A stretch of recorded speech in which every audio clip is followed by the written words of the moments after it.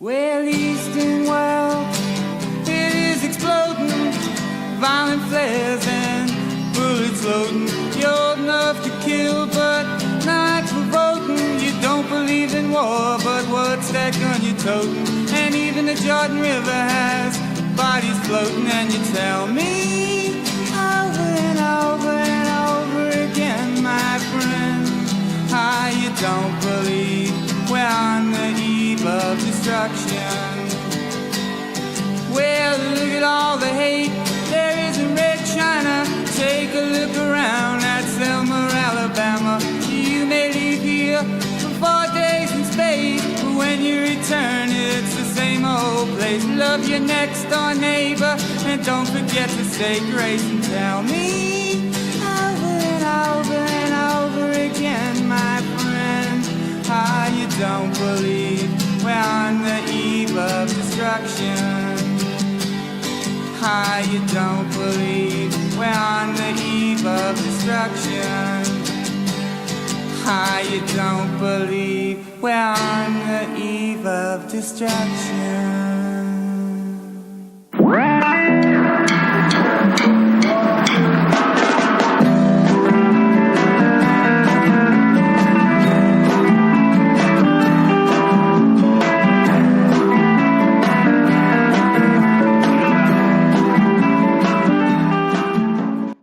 Hello and welcome to Dopey, the podcast about drugs, addiction, and dumb shit. I'm Dave, and it is the New Year's Eve episode, the last episode of the year, and I have been joined by two of my oldest and dearest friends, Jim and Jeremy. Hello. Hi, everyone. So how are you guys doing? We're good. It's a little late, but, we're hanging in there. The truth is we recorded a little bit, and I fucked up, and now we have to re-record it. But we're not mad or anything. No. What? Speak your truth. Let me have it. I just said we're not mad. It's all right. Jim, what do you have to say? We had 25 minutes, probably 15 of which were superfluous. We could have gotten rid of anyway. Listen, Dopey Nation, it wasn't that good. You didn't really miss anything. Yeah, there we go. It was just us. We were just warming up. Right. We were just warming up. It was banter. If you don't remember, Jim has been on the show 3 times. The first one, psychedelic pooping his pants, where he told the people as he shat himself, "I am birthing you." All of you. All of you. I think I meant everyone in the world. Okay. And my favorite thing is Jim on mushrooms alone in Times Square when he tried to kidnap an infant. That was my favorite. I got punched in the face for that one. As you should have. As I should have. I feel like in the history of Dopey, like, that's top 5 stories for me. Really? Oh, because you couldn't even tell it on the show, right? But when it happened, it was like, I'm going to give a quick synopsis. Me and a bunch of our friends were doing mushrooms downtown, and Jim was supposed to come do mushrooms with us, and he said, "No, I'm going to take the mushrooms uptown, and I'll meet you." And I was like... I was on the phone with you guys, and my girlfriend, who was in Turkey at the time, was on the other line, and I said, "No, I'm eating them right now. You guys eat them now too. When we meet, we'll coordinate. Yes, we'll peak at the same time. It'll be perfect." And they're like, "This is a bad idea." I was like, "This is the worst idea." It's always a bad idea. Like, trying to get people in different places to take drugs at the same time so everybody gets to the same place. It never happens. It's like simultaneous orgasms. You can't plot it. It's either going to happen or it's not. Like, that's it. And then I talked to my girlfriend for 45 minutes, and then I got on the train, and it was all over. And he got off the train at 42nd Street. I ended up at Grand Central, and it was that they were doing the ballroom dance because it was New Year's. It was New Year's Eve. Oh my God! Yeah, it was. I mean, a recipe for just utter disaster. He found himself in a pizza place, and Jim's just such a crazy guy. He's crazy.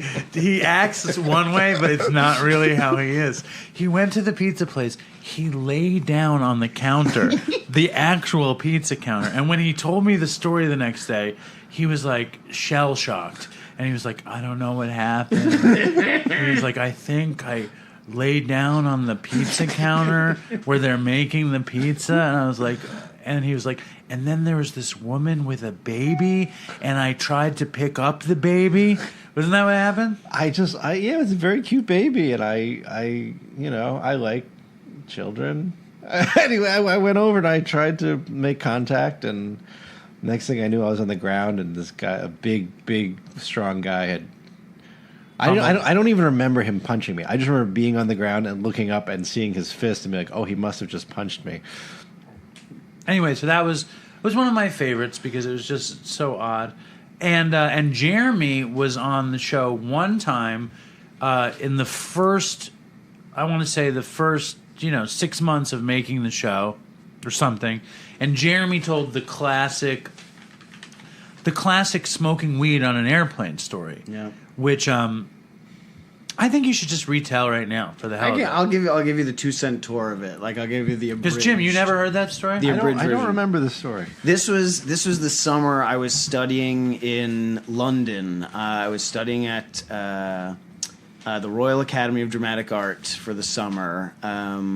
Just trying to get some education in the whole acting thing. Get over the Shakespeare fear and all that shit. What's Shakespeare fear? Yeah, well, I mean, like when you're a young actor, like there's certain things that scare you a little bit because you don't really know 100% how to do them. It's just like, oh, how do I do Chekhov, right? Like, how do I do Greek? How do I do Shakespeare? Because it's not like getting a script, like a Marvel thing, and you're gonna be like, no, Thanos. Like, I get that. Like, I can do that without doing any research. But like to do Shakespeare correctly, pull it off. Yeah, you got to understand iambic pentameter. You have to understand stress. You have to understand, the lack of subtext. Because all the characters actually say what they're feeling. You have to know this stuff.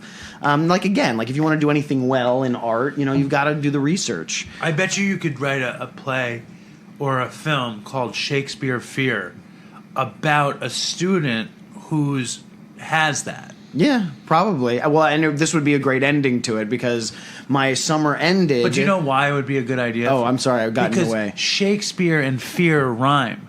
So Shakespeare Fear would just be a really well-working title. That's it. Ugh, gross. Really? You derailed me for that? Bleed.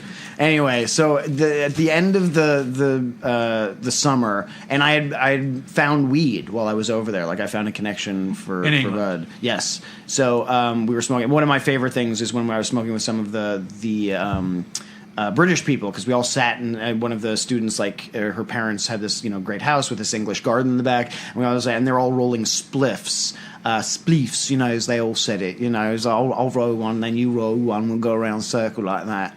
And they, rolled these perfect, immaculate joints. But the way they did it was mostly tobacco. Then they take a little bit of bud and just sprinkle it in. And, as an American, you're like, what a waste. All I have is this horrible headache and I'm not high. So it was my turn and I just rolled one of those all weed and I passed it around and the first guy next to me just smoked it and just started coughing up a lung. He was like, is this all dope? And I was like, yeah, because that's how we roll in America, motherfucker. At the end of the summer... towards the end of the program, I got hit by a minivan crossing the street. Yeah, that's where I have this little scar in my hand still from there because I broke his headlight with my hip. So that was 2 days before we finished. And then for some reason, I thought karma was in my favor. So I was like, I've got this long flight coming up. I was still a little sore. And I was like, I know what I'll do. I still have a little bit of bud left, right? I'll smoke it right before my friend comes to pick me up, go to the airport, and, I'll be high for the flight. And then I started thinking, it's like, no, you got to get there 2 hours earlier. There's traffic. There's checking in. I don't want to come down. I know what I'll do. I'll have him drive me there. I'll smoke before I go into the airport. Then I'll go, and then I was like, you know what? No, because, you got to check your bag, and a security line is long. Who knows? There could be a delay. I know what I'll do. I'll check in. Get to my gate, go into the bathroom and smoke. Would this be before 9/11? Is this before 9/11? Yeah. Yes. Oh, yeah, this is pre 9/11. Oh, yeah, I would never have tried this post 9/11. That is an excellent point.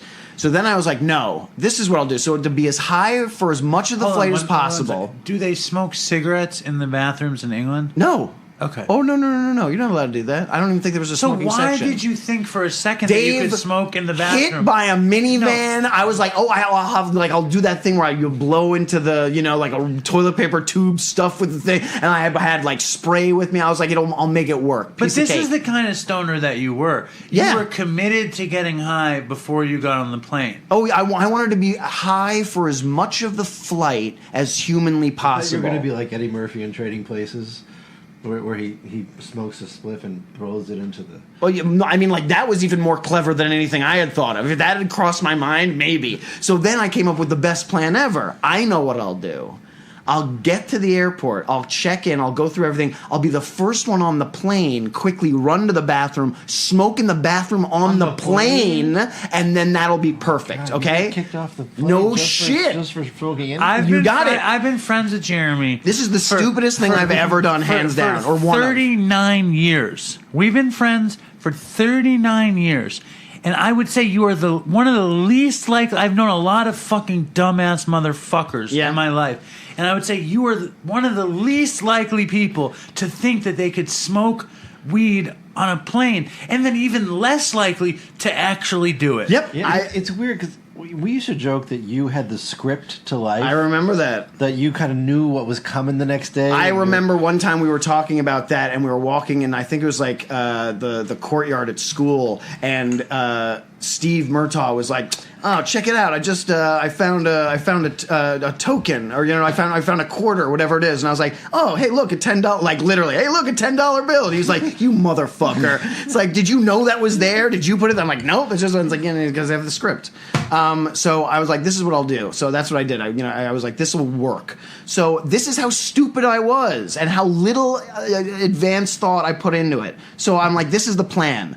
So I do this thing. I've smuggled it in. I get on the plane as quick as I can. I run to the bathroom. I close the door. Meanwhile, the wallpaper in the bathroom of this flight was just no smoking insignias. There was no way to not see that it was, I want to see if you can, and Dopey Nation, anybody who listened to this episode, forgive me for retreading. Yes, I apologize to all of you who listened from the beginning. It's too good a story to not tell it again. But when you walk into the bathroom, yes, and it's all no smoking insignias, yeah, what are you thinking? What, Dave? I was past the point of rational thought because everything should have been screaming to me, "Don't do this."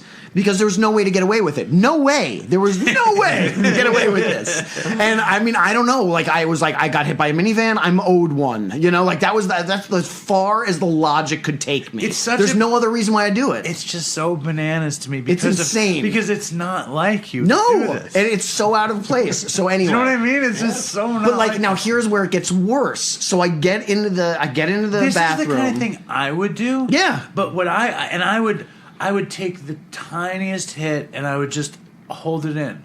Okay, so hold on. But this is what I did. That's what I did. I got into the bathroom, closed the thing, and I was like, here we go. So first thing that should have been giant red flags to not do this was I didn't have a bowl. I had rolled a joint. That's what I'm talking about. Right? I had rolled a joint, and I was like, "Oh, I'll put it out after everything." And and I was like, "There's no." Again, this was so stupid. So I light the thing up, and I smoke it, and I quickly put it out, and I hold it for as long as I can, and I slowly blow it out. And then after doing this twice, I'm like, this is taking way too long, right? And this is annoying. And like, you know what? And there's not that much smoke. One more question. Were you the first person on the plane? No. Okay. No, not even close. Because what happened is I start now after the second one. Now I just sit down on the toilet and I just start smoking it, right? And smoke's coming out and whatever else. Then I'm sitting there, and then all of a sudden, as I'm smoking it, bing! Please return to your seats. And I'm halfway, and I'm like, So I start hitting it faster, right? And then like, bing, please return to your seats. I was like, oh. And then there's... It's all smoke. Yeah, and then on top of all that, because I'm already getting nervous, but I'm almost done with it, right? So I was like, I'll just finish it really quick. Then all of a sudden, Sir, please return to your seats. I was like, yep, I'll be right out. I spray whatever it is. There's still smoke in the fucking thing. I take the roach, I flush it down the toilet, which you're also not supposed to do, right? And I'm quickly trying to make the air go somewhere else. There's nowhere for it to go. It's an airplane bathroom. So I open the door, and finally I open the door, and I'm not kidding. I walk out with a cloud of smoke. It follows me like pigpen stink as I come out of there. And the woman, the poor woman who was the flight attendant, just like the look on her, she was just so shocked anyone had done this. I don't even think she knew how to react right away. So I walk out and I'm like, okay, thanks. And she goes, and like she's just shocked, and I'm walking away, and she goes, "Sir, were you smoking in the bathroom?" I went, yeah, is that not okay? Now, again, you can see over my shoulder, the wallpaper, the pattern are just no smoking signs, right? In different languages. So whatever, So, and she's like, you're not allowed to smoke in the bathroom. I'm like, oh, I'm really sorry. I'm sorry, I won't do it again. And she was like, and I got really frustrated, but there were things to do for pre-check, whatever. So I go back to my seat and I slide in next to this very nice Filipino doctor and his wife. And I'm like, okay, You're all high. and I'm all high, right? I probably stink. And I'm sitting there and, feeling pretty good. So I relax and we're about to start taxiing. And I feel it. And I close my eyes and I feel this tap on my shoulder. I look up. It's the head flight attendant. And she leans in with this look on her face. And she goes, sir, can I see you in the galley for a moment? And I was like, because now I'm high. I was like, okay. Jeremy. Again, I've known you for, I want to say, 39 years. This is potentially the most trouble you could ever be in in your life. Yes. The only thing that was my saving grace at this point when she tapped me on the shoulder it was gone. I had none left. There was nothing on me. So anything that there was the roach that was in the septic system and whatever was in me, right? So there's no way, at least I thought, I had gotten away with it. The perfect crime. Right, yeah, perfect crime. No, what could possibly go wrong, right? I told myself this 1,000 times. Everything went wrong. So she taps me, says she wants to see me in the galley. I was like, all right. So I get up and I go follow her. And she goes, so were you smoking in the bathroom? And I had already had my sad face going and I'm really sorry. I'm like, I'm so sorry. I didn't know. It was only the one cigarette and I really, really apologize. I won't do it again. And she goes, well, if you're smoking while we're refueling the plane, you could have blown up the entire plane at that time. And what I'm thinking is, all right, but I was like, really oh my God, I would have felt terrible had I blown up the plane. I'm glad you told me. Now I'm even more sorry. But seriously, it's like, do you think that's possible? No, I don't think it's possible. I really don't. Okay. But again, I'm not going to argue with the woman. How could it be possible? For 100 years, everyone's chain smoking the entire flight from beginning to end. And what do they put gasoline in the toilet? No, I'm pretty sure it's the blue liquid. Right? So then she goes, yes, you could blow them. I'm like, I'm really sorry. That sounds so I'm really sorry. And she goes, yes. And another thing, a number of the passengers complained that they smelled pot. And I laughed right in her face when she said it because she was so British. And to say pot, I couldn't. I literally just went, snorted, and I tried to cover it up, and I went, what? And she went, pot, marijuana, and I went, oh, well, it was an herbal cigarette, and sometimes they smell like that. And she was like, well, what kind of herbal cigarette? I was like, it's cloves and I think some basil or something like that. She was basil. I was like, I'm not really sure what was in it. And she's like, well, was it a rolled cigarette? And I went, yes, it was. Well, you're not allowed to have rolled cigarettes on the airplane. You're not allowed to have any cigarettes on the airplane, so it's a moot point. But anyway, so I looked at her and she's like, you're not allowed to have rolled cigarettes on the airplane. So I said, I'm really sorry. I won't do it again. I'm done. And I looked at her, and she looked at me, and she kind of gave me this sideways cold stare, and then went, oh, all right. And I went, oh, thank you. And I went back to my seat, and the flight was great. The food tasted better than airplane food ever had. Slept. And I slept. Right. It was great, and so that was the flight. You're very lucky you're white. Oh, are you kidding me? I'm lucky I'm white and I have dimples when I smile. I think. Well, he was young. You have to really deconstruct this thing. Yes, he's lucky he's white. Oh, yes, and just lucky in general. Because honestly, I think even a white person, they should have, probably would have thrown the book. If you deconstruct this thing, we're talking about. I think it was probably 1998, 1999. This happened, maybe 97. How old? No, it was 96, 95. My point is, 95. It's a time where smoking had just been unilaterally banned. I was going to say it's possible that there were still actually ashtrays. Oh, yeah. in the chairs. Oh, absolutely. No, little flip-up ones? Yeah, they had them. What I'm saying is he had this happen in a moment in time where if you smoked a cigarette then, you would have gotten exactly what Jeremy got for smoking the joint. If you smoked a cigarette now, the FBI would come take you off the plane. If you smoked a joint, the FBI would take you off the plane. It was that moment, and thank God it was that moment. Because, the consequences would have been dire consequences. Oh, yeah. So you were in London flying back home? Yep. You would... I was at Heathrow. I think that the worst consequences would have been that they would have revoked. They would have like stamped your passport, so you couldn't have come back. Right? Yeah, that's what I was expecting. You know, like the worst thing to do. But yeah, but that was it. You know, it's like I've never I fully blame it on being hit by a minivan that I would even attempt something like this because I felt the universe owed me something at this point. I don't know. Really, though, the universe was giving you a fucking balls story. Yeah, well, you know what I mean? yeah. Like it's such like a thing in a movie. It's a great story. It was insane. Like reliving it in my head, I'm like, I can't believe I did that. I remember traveling with marijuana on the plane, but never smoking it. Oh yeah, no, I've traveled pre 9/11. I remember flying home from school, and I pulled out my ticket.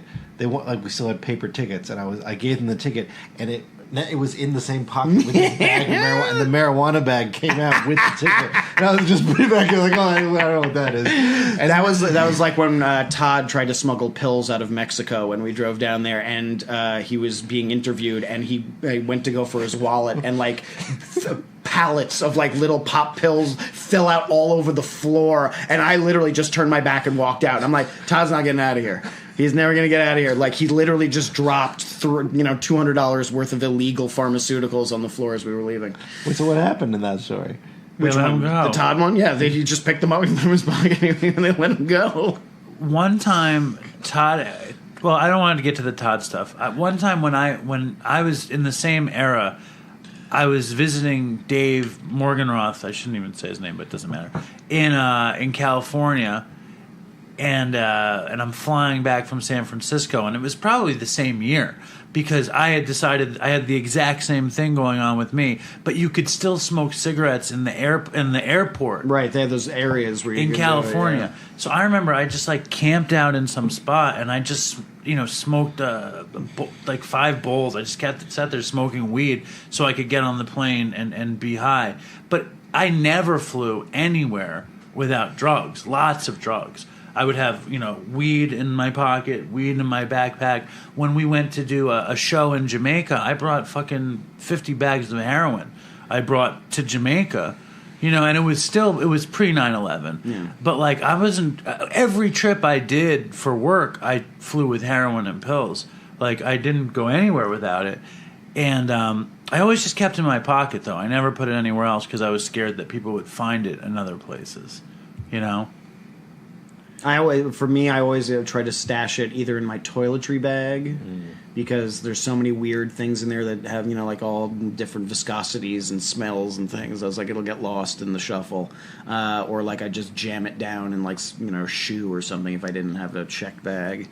Now, but now like you can. I had a friend of mine who was flying out of LAX and was like, how much weed am I allowed to bring with me into the airport? And I'm like, I think it's like a half an ounce or something like that. Yeah, you can like now bring weed to the airport. Yeah.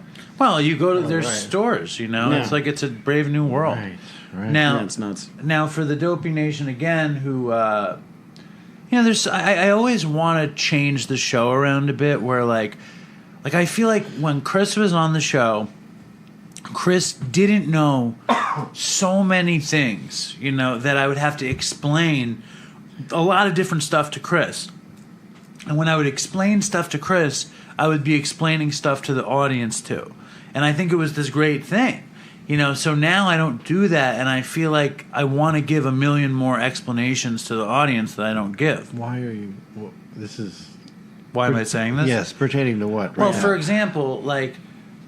Jeremy, like when I lived in Chelsea, I had a girlfriend who broke my heart, and I was alone in Chelsea, and Todd, my friend Todd, was doing nothing in upstate New York, and I was super lonely, and I was like, Todd, why don't you move down and live with me in Chelsea, and I'll pay the rent if you pay for the drugs. That was the arrangement me and Todd had.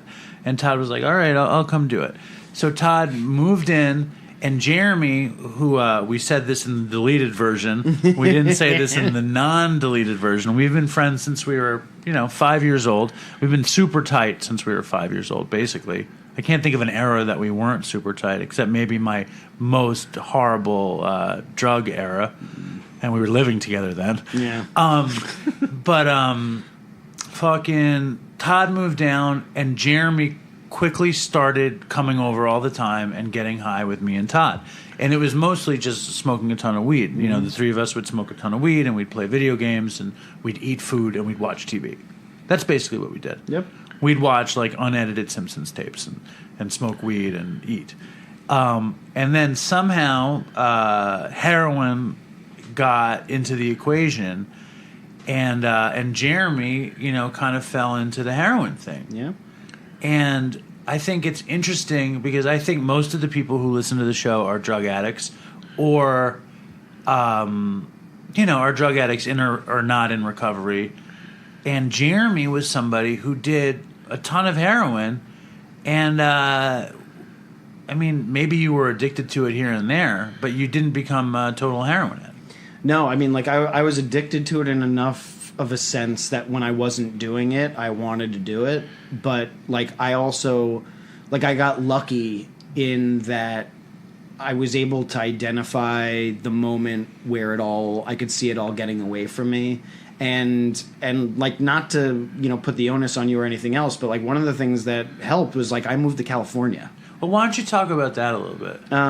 California is a state on the west coast of the United States. I live in Los Angeles. It's at the southern tip. Oh, I thought you wanted explanations. Oh, sorry. Okay, so what happened was like, again, I was hanging out and we were doing a lot of heroin is what it was. And I mean, like, at that point I think we were all snorting it, and that was about it. Did you move to California to get away from this? No, I moved to California for multiple reasons, but like one of them, and I won't deny this, was to get myself out of this situation, because I could see if I had stuck around, it might or probably would have gotten out of hand. Well, describe it a little bit. Wait, but I remember you, Dave, you had the same logic that you were going to move to California in order to have a change of... No. I moved to California when my parents stopped paying my rent. I was in rehab, and I didn't have anywhere to go, so I moved to Jeremy's house. And it, like, at that point, to be fair, it wasn't just my house; it was me and Todd. And you and Todd were like fire and gasoline together. I know. I remember. It was always bad. Like the buzz of this. I remember you saying, like, I need to get out of. No, but I didn't have anywhere to go. This is a different thing. Yeah, at that point, I was a full-blown heroin addict. I was in rehab. But you were just out of rehab. I just remember the explanation for going to California was that it would be a change of environment, which is somehow what you needed, but that everyone was saying, no, but it's going to be terrible because he's going to go live with Todd. Yeah. And I mean, it's going to be the worst thing he could possibly do. And I remember because I remember we talked about it, because I had the conversation with Todd multiple times. I was like, if Dave comes out here, you cannot get him back into that life, because he's coming out here to get away from some of the temptation. You cannot, and you have to promise me, Todd. You have to promise me you will not let this happen. Meanwhile, Todd's addicted to crystal meth. I know, and nobody's talking about it. But I'm not interested in that. Yes, I'm more interested in this is, I think, going to be helpful for some listeners, because we were using heroin between 3 and 5 days a week, and you were too. Yep. You know, and we were getting fucking high, and the heroin was pretty good, and it was a fucking thing. You know what I mean? And we all had a little bit of a habit where if we didn't do it, we would feel pretty shitty. Yep. And we could barely, like, talk. It wasn't a full-blown fucking dope habit. It wasn't full-blown sickness. It wasn't full-blown, I need to go cop. It was like a dude would come to my house with dope every couple days or whatever, and Jeremy would be anxiously using too. And do you remember, I mean, we were young. We were 24, 25 years old, right? Yeah. And do you remember that period? Yeah. I mean, I remember it pretty vividly because, you know, like there was a lot going on. You know, like I was at a grad school. I had 2 master's degrees. I was feeling really good about myself as far as like what I wanted to do. Like I was finally out of school and I was ready to like be an actor, like try to make a living at it, try to build a career. And I was excited because I've been, you know, trying to do it for a long time, but my dad was adamant. He was just like, you can't go into this business unless you have your master's degree, because then at least if you don't make it, you know, you can teach and you can still do what you love. You can make a living doing what you love because you're good at it. So I always thought that it's still some of the best advice I ever got. And I remember because and when we were all doing it together, we were all kind of doing about the same amount for a while. We'd get like a bundle on each 2-3 bags. Right. And then I noticed that because I would always, have to go and do something else. And around this time, I got involved with a production that got me my equity card, my actor's equity card, which is the stage union, doing a traveling show. And I remember, and this is where things sort of kind of changed. I got sick before going to on our first because I was doing a tour that was already in progress. So before we went to I think it was our first movie, I got dope sick and I threw up. And I was really nervous because I didn't want to lose the job or anything else. And I hadn't brought any with me. I never brought any with me when I went anywhere. So we were on the road for about a week and a half, 2 weeks at a stretch or whatever it was. And I remember being sick at the beginning and going I can't perform like this. Like the way I'm feeling right now, I am not going to be able to do what I want to do. And now, thank God, we had a travel day and a half a day before the first show, and I was able, and I got right in that time. And I remember when I came back, we weren't doing the same amount anymore. You and Todd had stepped it up, and you were calling more often, and if we bought a bundle, I would get 2 bags, and you guys would split the other 8.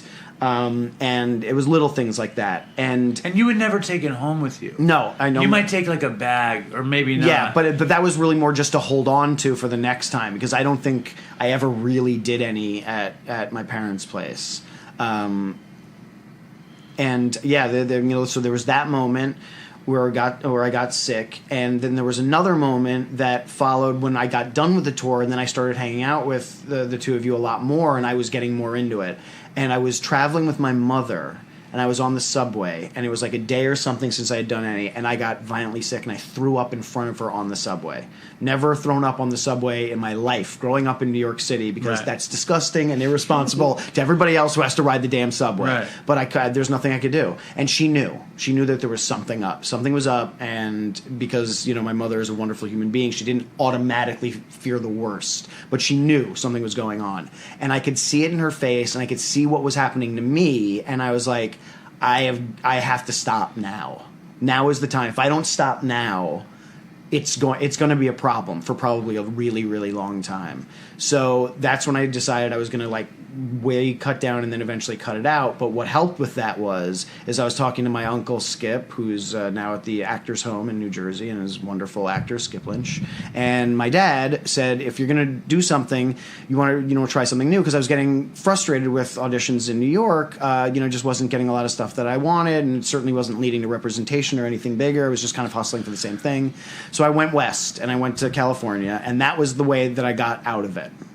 And once I got to California, I didn't know anybody in that world, so it was impossible to find. With you. Todd came for the beginning, and then went back. He went back to New York. No, he went to San Francisco. San Francisco, pardon me. But he was we didn't end up living together for another, I think it was 2 years after the fact. When you drove out with Todd, in '99. Do you remember talking about dope, or was there any No, because I don't even think we did any on the trip. We just smoked a ton of weed. We brought a ton of weed with us, and we smoked the entire way across the country. In freezing cold temperatures and an ice storm when we left in February.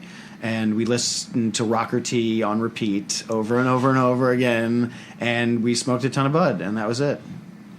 Jared, do you feel like the experience you just described was kind of, your bottom?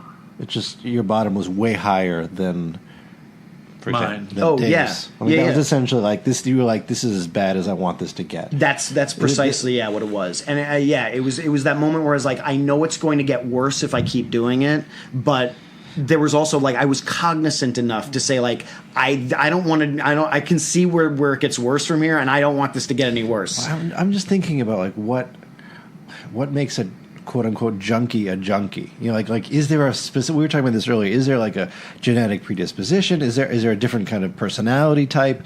Is it what makes one person? I feel like you guys are in kind of similar roads, but made different choices. Well, and is it because of who you were? Is it because of circumstance? Like, how much of that was California? How much of it was just you were already on this like career path that you were psyched about, and you had, had in your mind since But forever. Dave was producing stuff at Burly Bear, so he had things that he was excited about too. I think what I think is that there's we're all looking for that formula to figure it out, and I think it's all of those factors. I think and for everybody, it's just a different combination.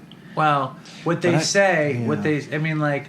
don't particularly subscribe to any like definition of affliction or addiction, because I think just the way I think a cure or arresting the affliction is pretty unpredictable, and I know for me 12 steps is a very simple solution to my affliction, and I don't know if I was born with this affliction dormant in me. Like, I don't. Right. That's sort of what I'm getting at. I mean, you knew me my whole life, you were so straight laced in a way. But also, I didn't even do.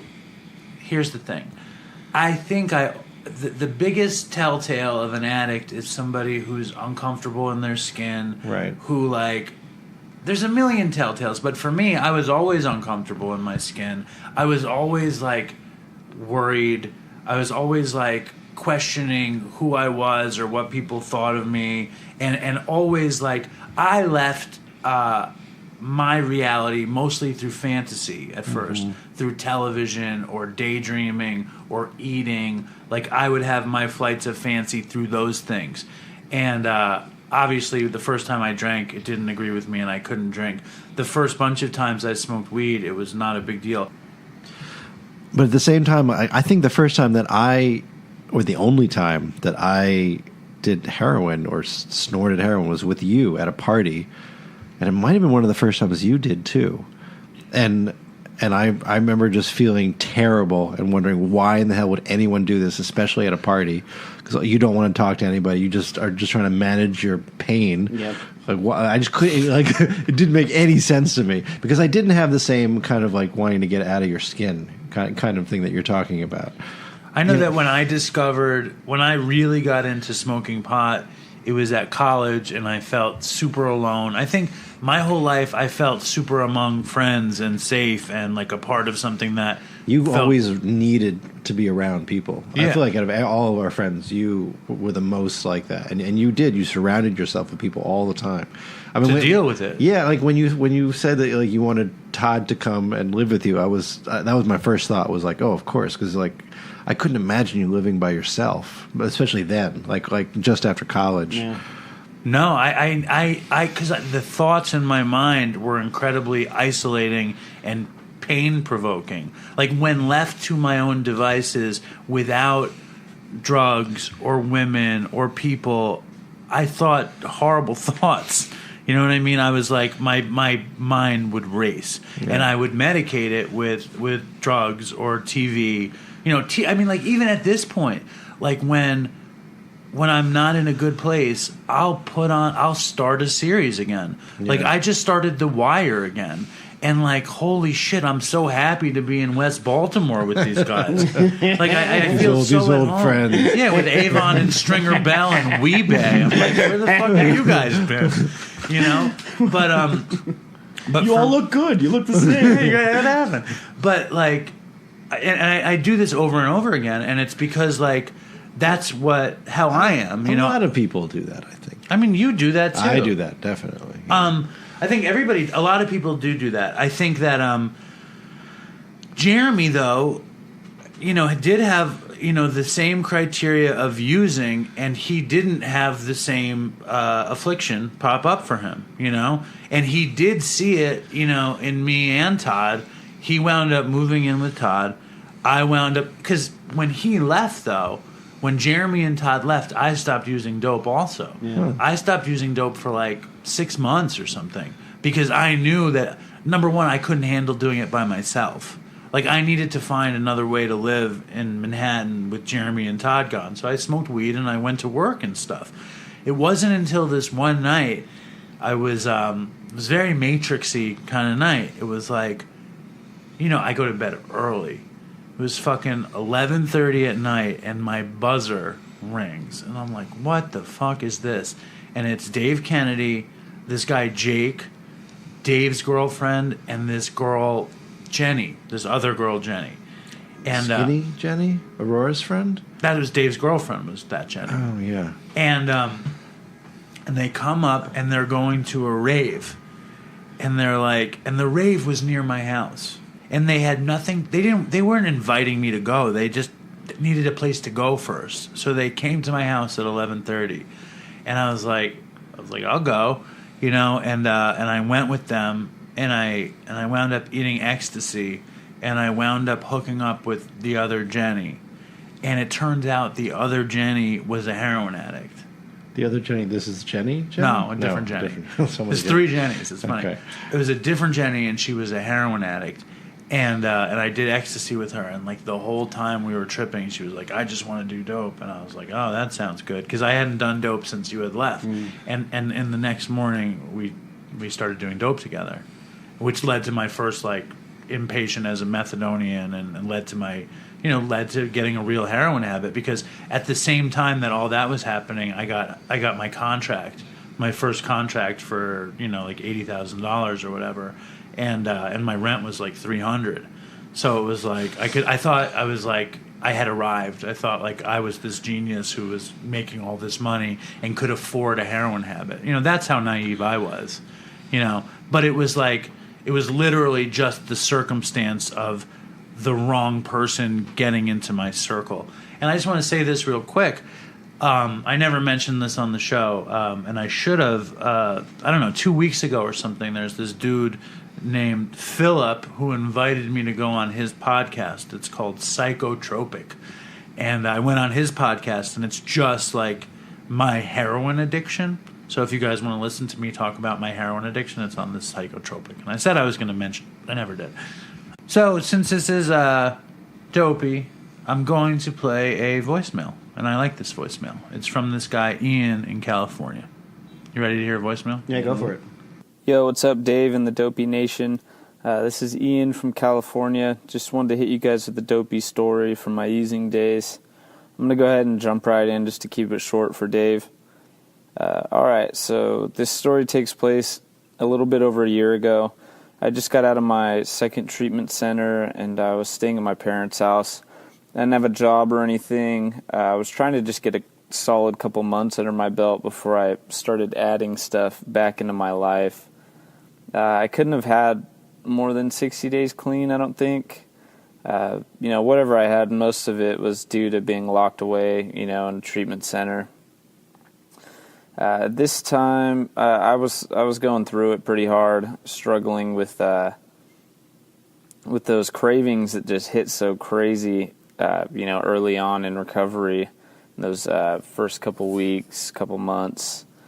I wasn't really doing everything I was supposed to be doing, and wasn't really taking suggestions or going to meetings as much as I should. And that wasn't working out too well for me.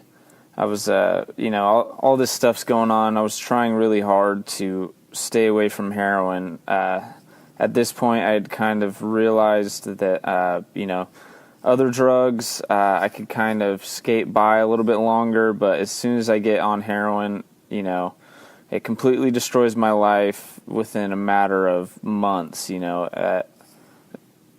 that. So, I'm pretty fucked up in the head, just fighting this battle, trying to fight the compulsion to use heroin. And I finally just get fed up and decide that I'm going to take some Xanax instead, thinking I could get away with it, doing it one time or whatever the fuck. So I hit up my buddy and I pick up 2 Xanax bars. I get home, I wait for the family and everyone to go to bed because I didn't want to, look suspicious or be high around them. So everyone goes to bed, I take the first bar. Before it can even fully hit me, I pop the second one thinking that the first isn't going to get me as high as I want to be. And obviously that was a huge mistake because my tolerance was, absolutely nothing at this point. So before I know it, I'm very high on Xanax, and my next great idea comes to hit up the dope man, because I had already fucked up, so I might as well use heroin too, right? It's a classic one right there. So my dope dealer hits me back and says he'll meet me outside my parents' house after he makes his next stop. So I decide the best route out of the house in order to make the least noise and avoid waking everyone up is to go out of this 3-foot wide square window that's like really high up on the wall in my room. This thing's super hard to fit through. I don't even know how I was able to pull it off at all, especially high. I thought I was being quiet at the time, but in hindsight, I was actually, probably being loud as fuck. I get my legs through, and I go to push off, and my pants got caught on the windowsill and completely ripped the side of them. I land all weird on this box that my mom had out on the porch and just completely flattened the box out. It couldn't have been quiet. So then I go around the yard, and I go into the front, and I'm waiting a few houses down on the corner for my guy to roll by. And out of nowhere, this car comes flying through the intersection going, 40, 50 miles an hour, and hits this dip in the intersection, and the car goes flying up a couple feet in the air. They land and they lose control. They swerve into this power pole, which they completely fuck up, and it falls over into the side of this dude's fence, and it's like leaning on his house. I'm standing there like not really sure what to think or how to react. I'm stuck in this Xanax stupor, and the first thing that pops in my mind is, fuck, I hope my guy gets here before he sees the cops and the whole shit show heading towards this area. And I was hoping he'd get here. I was hoping he would get there before all that shit, so I could get my dope and he wouldn't get scared off. As I'm thinking all this, my guy pulls up, and he's super pissed that I didn't give him a heads up about it, but whatever. All I really cared about was, myself and making sure I got my shit. So I get the dope, and I start walking back up to my house, and when I'm walking, I see someone running up the street, and it's the driver of the car, and this other guy comes flying up behind him. I'm assuming it was the dude who owned the house, was fucking chasing him down, trying to hold him until the cops got there.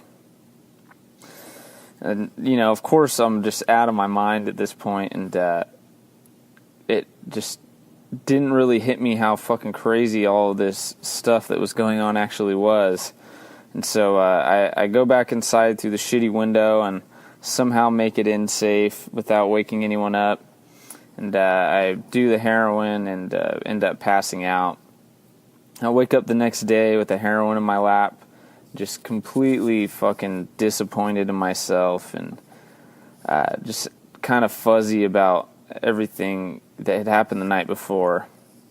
And of course, I finished the rest of the dope because I had already fucked up everything, and that sent me spiraling back into heroin addiction, and which led to another couple rehabs and all of that good stuff. But I'm just grateful that now I have 13 months clean and sober, and I have my life back, and am a functioning member of society again.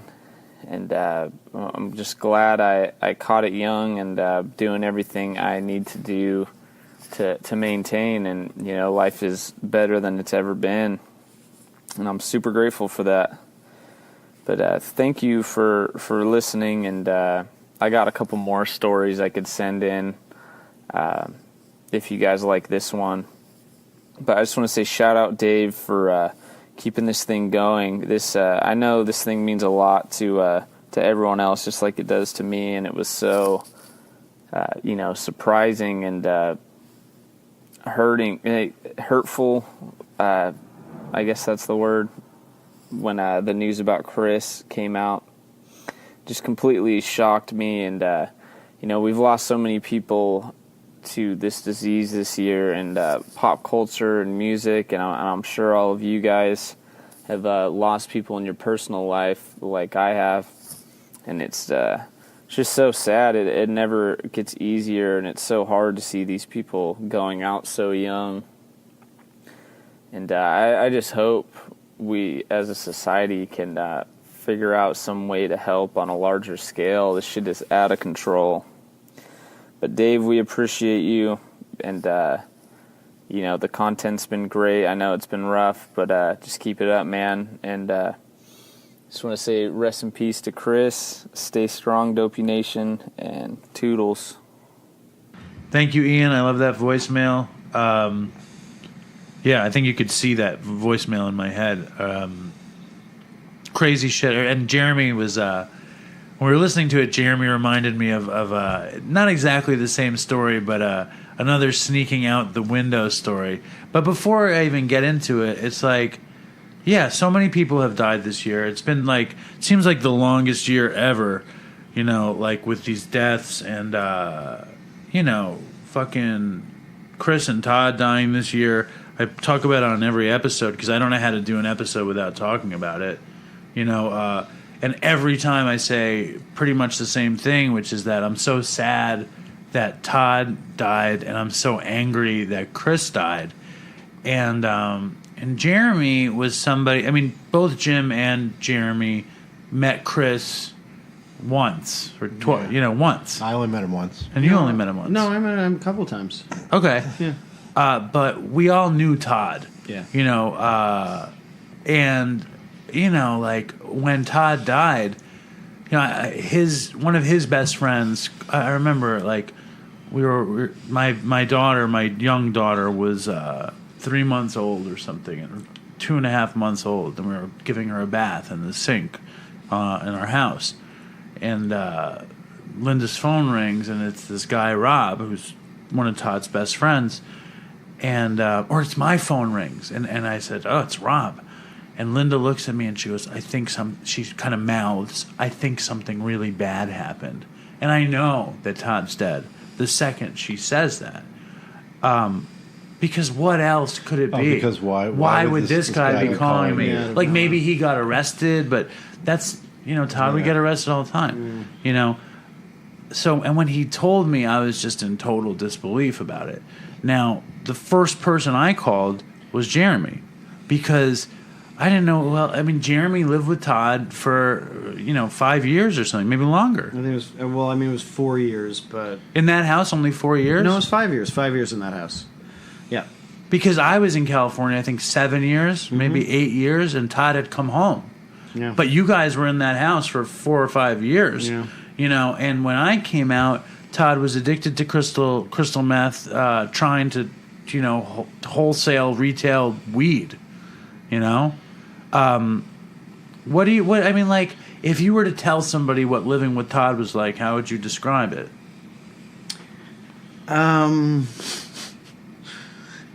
It was never boring.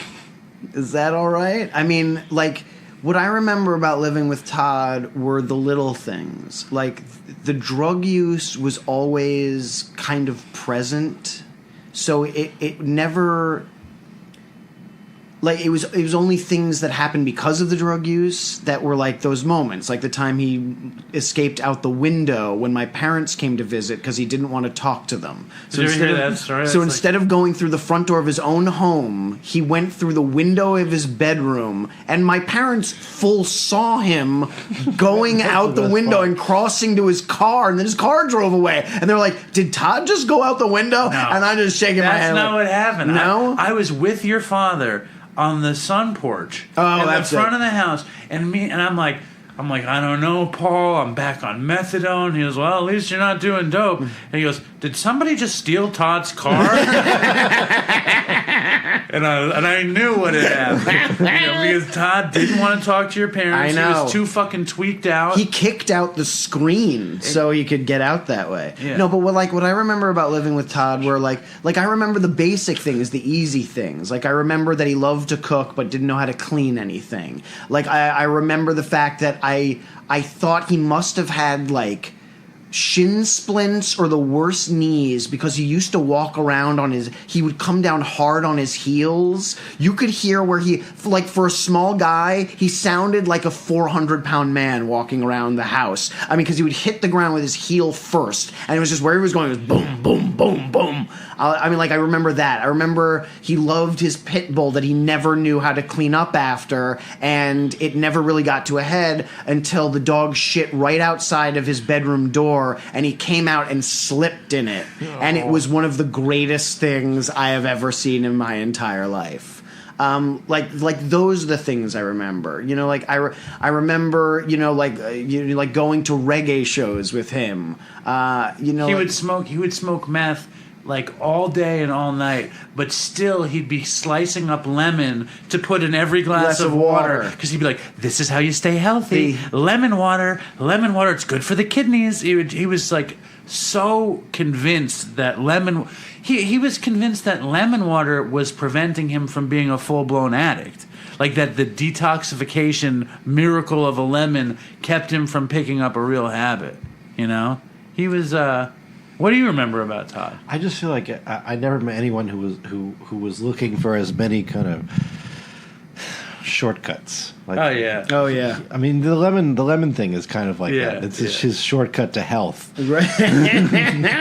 Yeah, Todd's mantra was kind of like that great line from The Simpsons. It's just like, after years of trying and failing with get rich quick schemes, I know I'm going to get rich with this scheme and quick. You got it. Like that was Todd's thing. He was like, I know like the other things haven't worked, but I'm going to work construction, and this time I'm going to make like so much money. Yeah. Then he went and did it, and the guy who took him to do it was like, Todd almost killed himself 5 times today at work. It was his first day. I don't think they're going to ask him back. Well, Todd was tiny. Yeah. He was tiny. And they had him like hauling a heavy thing. He almost coated himself with, I think, cement at one point. Because Todd's like this real skinny. Because back then, Todd gained a lot of weight after that, but he was real skinny, little guy with the big hose of cement. And I could just imagine him with the big vest and the fucking helmet, and he's got this ridiculous... I could imagine that cement hose just dragging him down. Yep. Or I remember, like, I had gotten him a job as a PA, and Todd would do anything not to work. Whatever he could do not to work, he would do it.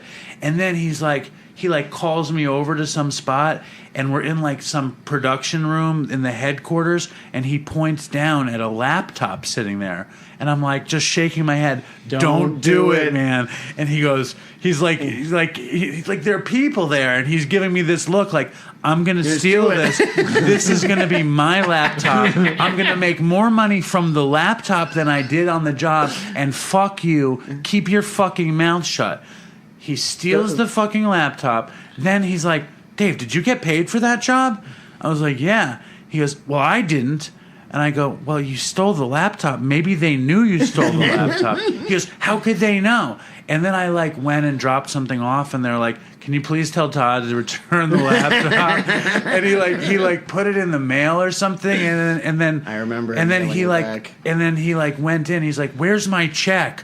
And they're like, you stole the computer. He's like you with the fucking weed on the plane. He's like, you don't know that I stole it. It was an herbal cigarette, But like that was Todd, and like man, I fucking love that kid. Like I love Todd. He was such a fucking menace, and like he loved to cause trouble. He loved to get away with shit. He loved to say fuck you. I loved all of those things about Todd, and I loved being like the fucking ridiculously ridiculously terrible collaborator. Like he was the one person that I could do that with.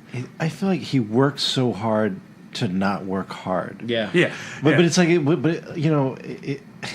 the stories you told already today, like the kicking out the window, that's so much harder than just like saying hello or and you have to or I realize gotta go or I'm sorry I can't talk. And the window wasn't like a regular window. It was one of those ones that were set like about 5 feet up from the ground. Like, so I mean, like he had to get up on his bed and build like a rickety bridge, like a child trying to get cookies off of a refrigerator. It was the amazing amount of work he put in to keep him working. I feel like I've heard you say on this show so many times, Dave, that it's hard to get clean, but it's so much harder not to. You know what I mean? Like you worked so hard, and you don't realize it, but it's so much work to avoid all this stuff. And he did so much of that. I mean, he was always working. Like even just the thing you're talking about with the stickers. To get like 0.4 out of each thing. Yeah, it's so much work and such little reward. But the reward for Todd was getting away with it. Right. That this was going to make him special. This is what set him apart from the suckers. That Todd could figure out the scam. And like I know that I spent tons of time saying to him, it's so much easier to not do it. And the fact of the matter was Todd just was this person who had Do you think that's part of I mean, I'm still thinking about this, what makes an addict an addict, this like need to be special, like there's some acceptance. I feel like in recovery of I'm under I'm a human being just like all other human beings. Like I have to deal with reality, and there is a reality that I have to deal with. Do you know I don't think it's about being special. I think it's an entitled nature where you feel like you deserve X, Y, and Z. You deserve to get away with this. You deserve to not have to work as hard. Why? I remember Todd used to, he had a video editing job or an assistant editor job, and he'd be like, I can't believe they're getting angry at me for reading the paper at my desk. I mean, it's not my fault I'm so efficient that I get everything done in the first hour. And he would say shit like that all the time. Do you think there's any correlation between that and being an addict? Yeah. Yeah, I'm sure there is. I mean, I think... And I'm not great at this stuff, but I think addicts. I mean, like the idea that you need to be special because you're not comfortable in your own skin. Like you're not. Like you're constantly having to prove to yourself you don't believe in yourself. That like. The great phrase is you're an egomaniac with an inferiority complex. Right. Yeah. Right. You think you're the center of the earth, but you're a piece of shit. Right. But they one because of the other. But I think with Todd. I think Todd had these very, very specific qualities which killed him, and Todd, the qualities in Todd that cost him his life was this denial of what was actually happening. Yeah. It was catching up with him, I feel like, by the end. He was more and more like that chipper, like this next scheme is going to really pay off. Was gone. It was really becoming so hollow. Even when it didn't ring true even to him when he was saying it. It felt like when I was hearing him. Well, the last year of his life, it was just... He wasn't even trying. It was just waiter job to waiter job to waiter job to using, to blaming the restaurant for why he got fired, to blaming the next person, to lying. It was like... But, I mean, also 6 months before Todd died, and I'm sure I've said this on the show, he said to me, I hadn't seen him in a year or something, and me and him were taking this long walk from where he was working to Penn Station, and he said, I'm tired of living. He said, the only thing I like to do is to get fucked up, and I can't do that anymore, and it's not working. He couldn't afford it. It was like he wasn't meant to be a happy, free person. Which is crazy because like when I first met him, like he was just kind of like this little bright light of joy. It's just like he always was smiling, was always upbeat, and he had some crazy ideas, but most of the time like they were funny. It's like with the Back to the Future the musical. Like he came up with I think using Behind Blue Eyes as Biff's lament, or whatever it was. Like he was always adding. He was able to add something fun to whatever situation that had nothing to do with drugs, and that was wonderful. He was super fun. Yeah. And this year we lost him. And he's never coming back. And that's just crazy. But it wasn't surprising, like the way Chris was. I feel like that's why you're sad about him but angry about Chris. I'm angry about Chris because Chris knew better. You know, Chris knew everything that a person needs to do to not die from this thing, and he died from this thing. Yeah. You know, Todd knew. Neither of them, I can say pretty fair and square, neither of them thought there was a chance that either of them would die. Even though on Dopey, Chris says, if I relapse, I'll probably die. And I say, you don't really believe that, and he giggles. You know, and it's like, and here we are, and it's the last show of the year, and he's dead. But, you know, and that's just something that we have to live with. You know what I mean? Like, and I think everybody who's listening to the show, if you're in recovery, you know, pat yourself on the back and know that you made it another day. And if you're not, and you're fucking with any drugs that might have fentanyl in them, you know, it could be the end of you the second you fucking get high. You know, and like, I know that if I was still using, I would be just like Todd and Chris and not think that I could die. Because, like, that wasn't a part of it. You know, you hear about people dying, but you're not dying. Yeah. You know, it's just you're getting high. I'm gonna, and that's the other thing I love to hear about that voicemail is that the dude's clean. Yeah, You know, 13 months is great. he has 13 months. Anybody can get 13 months, you know, and I don't say that to diminish that kid's accomplishment. I say that if you're struggling to get a day, you put enough days together and you have 13 months. Yeah. You know, there's a Facebook page for the Dopey Nation. I don't think either of you guys are on it. But, I am. Oh, you are on it? Yeah. I know. Well, there's a Dopey Nation Jeremy's not on it. There's a Dopey Nation Facebook page, and recently some dude posted about how I keep talking about how good my life is now that I'm clean. And he was saying, and I'm not going to paraphrase this perfectly, but he was saying how, like, he feels weak. You know, he's clean, but he feels weak, and I sound like everything is good. And it's so funny to me that I could ever sound like everything is good, because, like, you guys have known me your whole life. You were also very weak. Yeah. I remember that. I remember, like, that is a good description of how exactly what you were. You were feeling very weak. I remember you were physically very weak. You were trying to build your muscles. Mm-hmm. Like when you first got clean. Remember there was a period where you were exercising every morning just to try to, like, remind yourself that your body, like, you know, could get better. You know, like you were just trying to get better physically. I was incredibly weak, and I did commit to, like, crazy physical fitness as, like, a sort of, when me and Chris started doing Dopey, that was the most fit I ever was in my life. And I was talking to Jeremy about that today. Yep. I wasn't fit at all. That was the most fit I ever was. I remember Chris came over. I had a chin-up bar between the kitchen and the living room.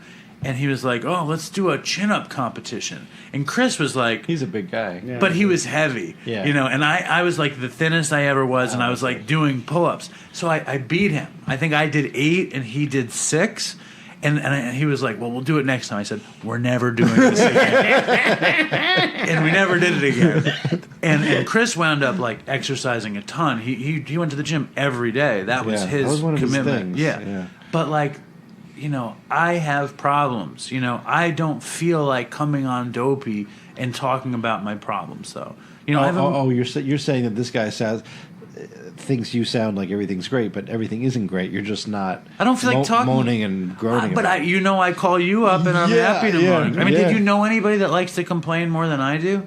I think we all really like to complain. But we're good at it. But I just want to talk about how much I hate Mary Poppins. Like, that's it. Like, that's the only thing I want to talk about right now. Well, let's talk about it. So first of all, I love Mary Poppins. The original. Everyone does. Except my wife. What? Your wife doesn't like a lot of stuff. No, it's because there's a Russian Mary Poppins that's closer to the book. She doesn't like the Disneyfication. It doesn't feel like Mary Poppins to her. Actually, that's the second person I've heard that was talking about the original books, and they liked this new movie because it had, like, a flavor of the original books. And She's harsher. I've never read them a little bit. Yeah, but I thought Julie Andrews was fairly harsh. Not compared to. Well, then Emily Blunt is not more harsh than Julie Andrews. I'll tell you that much. Yeah. Listen, I love Mary Poppins, except one thing: it's too fucking long. It's just too fucking long. I was thinking that the new Mary Poppins was gonna be Mary Poppins without that fucking cockamamie step in time. Which is great. And I bet you like that stupid step in time because Who doesn't? Jim was a tap dancer. Did you know that? Yeah, well, I tap dance too. Did you guys ever do a little number together? No, we should do something. And then I hate that fucking Toppins. If I was gonna do a new Mary Poppins, I would do the same Mary Poppins without Toppins or Step in Time. The Feed the Birds is one of the most beautiful songs in the whole movie. You probably don't like the lullaby, the Stay Awake lullaby. I don't know how that goes. Toppins. Toppins. You don't even know the rest of the song. Put 2 Toppins in the bank and you get some money back with your Toppins. No! So you spend the Toppins to buy bird seed from the woman to feed the birds. Fucking kill me now. You don't even know what the song's about. I would watch it with Nora. She'd go, Daddy, could you fast forward this part? I'd be like, yes. It's like when you're watching the original Willy Wonka and the Chocolate Factory and you get to the Cheer Up Charlie song and you're like, nope, you fast forward it. I don't know anybody who watches it. Jesus Christ, that Toppins. Wait, is what's his name good? He's 92 now. Dick Van Dyke? Dick Van Dyke. It's probably one of the best sequences in the whole film. But he only shows up at the end, and he's a Deus Ex Machina. All the things that they're worried about. What during exactly the movie, is a Deus Ex Machina? It's God comes in and solves all the problems magically. and it literally means God from the machine, right? And what they used to do in Greek theater is that if everything was going Deus wrong, Ex Machina means, in Literally, Latin, Deus is God from the machine. you got it. And what they used to do is they literally would have this rig in the theater that was like a cloud with lightning bolts coming out of it. And when everything was going to shit on stage, somebody would show up in a big white beard on a cloud and be like, no, everything's fine. And they're like, yay, right? So the Deus Ex Machina is basically Dick Van Dyke because all the things that they're worried about for the entire film, Dick Van Dyke's character shows up. Sorry, spoilers, so don't listen. Dick Van Dyke's character... Yeah, if you guys are going to go see the new Mary Poppins, I would not listen to this part. Yes, I'm sorry. We're giving a couple of things away. But at the very end, Dick Van Dyke's character shows up and basically negates all of the things that they have Does been he play doing. Bert? No. He doesn't play Bert? No. He plays the other character. He plays you remember the old man who ran the bank in the first one? And then Yes. he just like, give me those Toppins. That was him. That was too. Dick Van Also, Dyke. yeah. So now he's playing the same character, but now What he's is actually Toppins? that old. What is Toppins? Tuppence. What is it? Tuppence. It's like two pennies.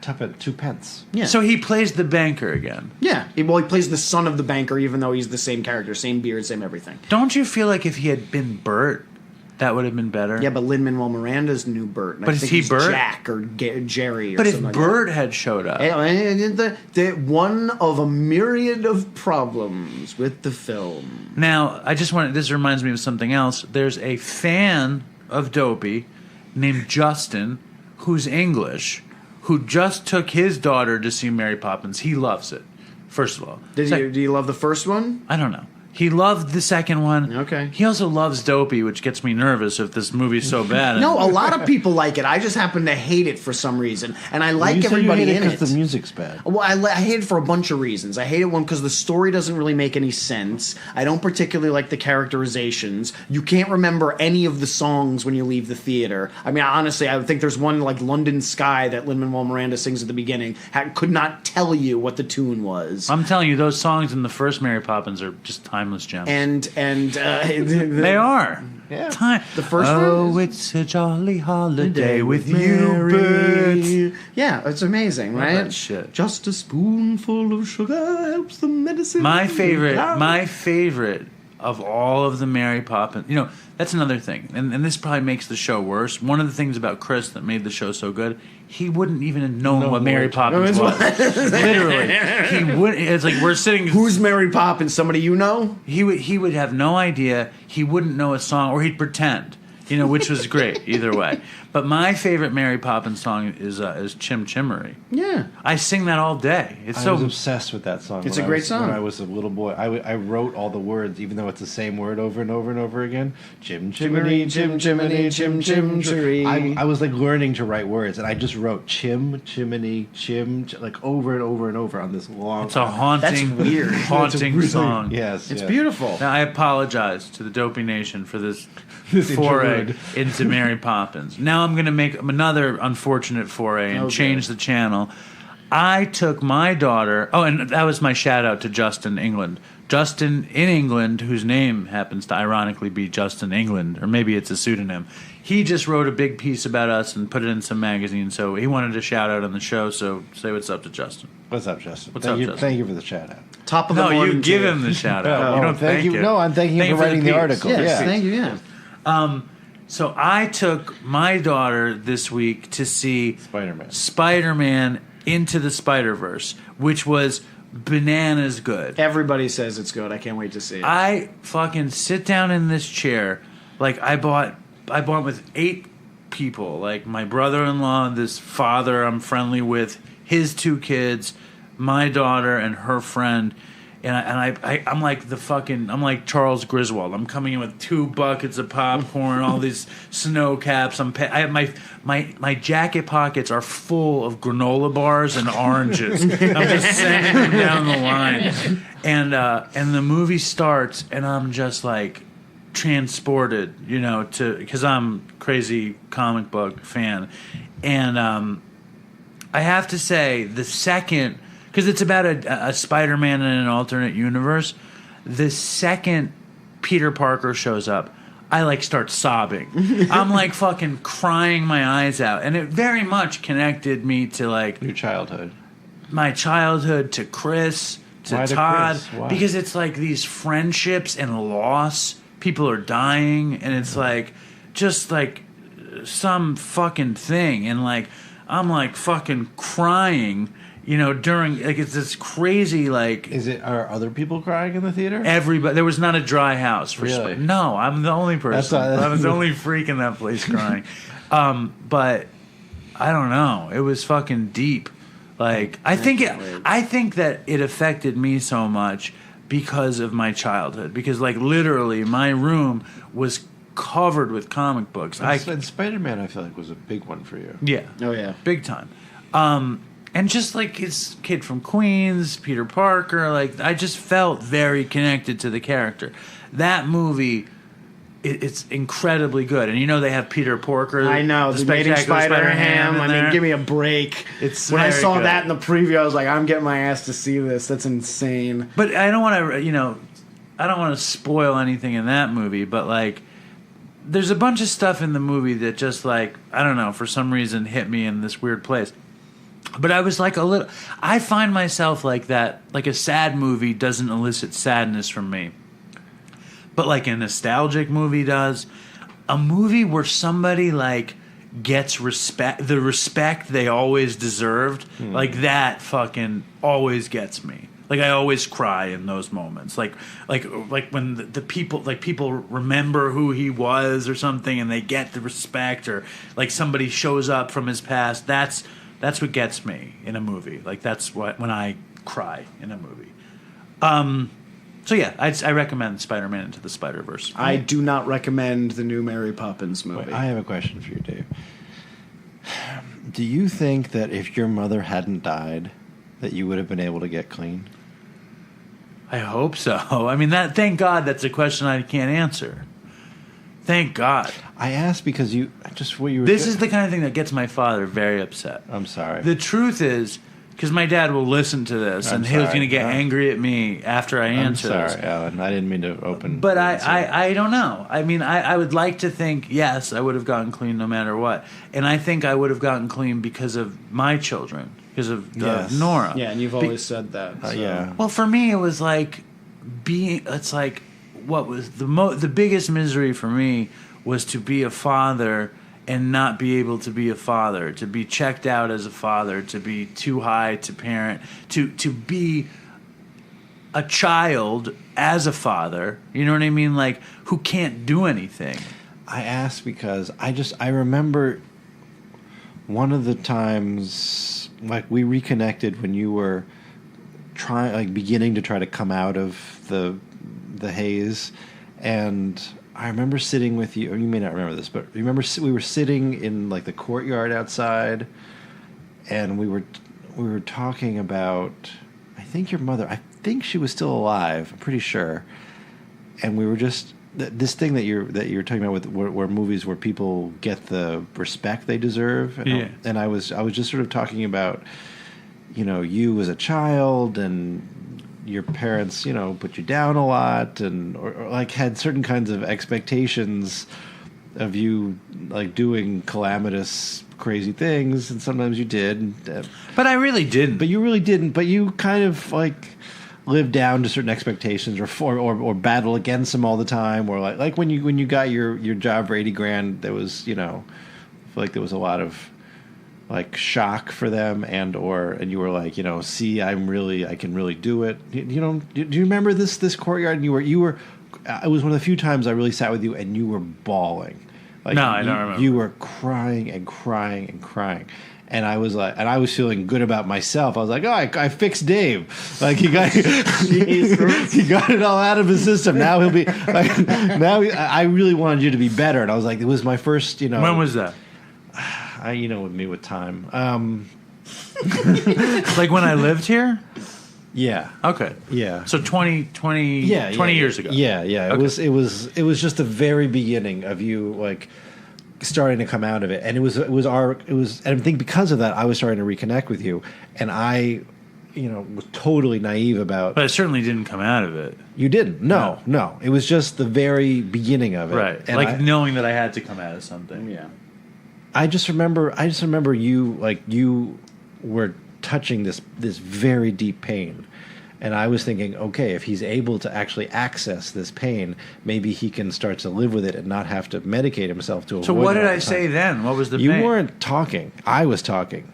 I was just telling you what I had seen in your life, like you growing up, and kind of you being this very, I think, very talented, creative, but not in a Not celebrated. Well, not just not celebrated, but your parents were very by the book, by the rules, like with plans, long-term plans, and that worked, and regularity, and they were just such upstanding. I love your parents. I loved being here because my parents were so weird and crazy. Like there was Stability City for me. Right. I loved it, but for you, I feel like you were. I hated it. It was crushing for you. And you were constantly battling against it and trying to break it, and they were pissed about it, because they struggled to create this life for you, and you were, trying to do everything you could to undo it, and drugs were a perfect way of getting of sort of finishing that, but also I felt like it was a way of getting you to avoid this pain of not having that.